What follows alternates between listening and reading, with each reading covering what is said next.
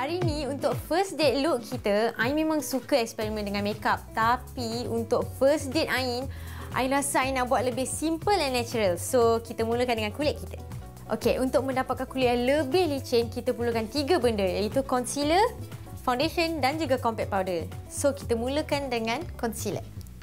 Okey, macam untuk kulit Ain, black circle Ain ni agak ketara. So, Ain perlukan concealer untuk tutup semua black circle Ain ni untuk nampak lebih fresh.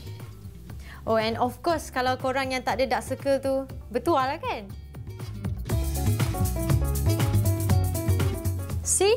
Normal black eye. Step seterusnya, foundation.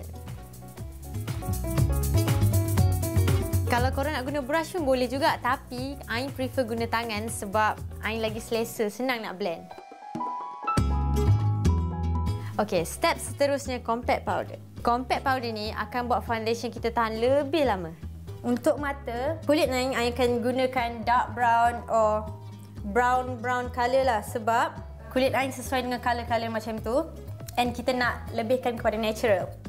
Sekarang Ain akan gunakan mascara dan eyeliner untuk buat mata Ain nampak lebih ceria.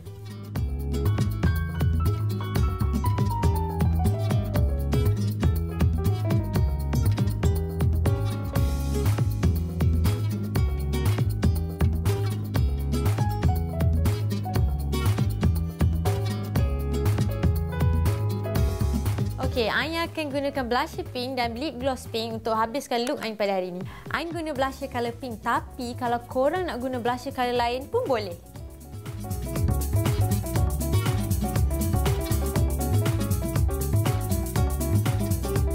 For the final step, kita letakkan lip gloss.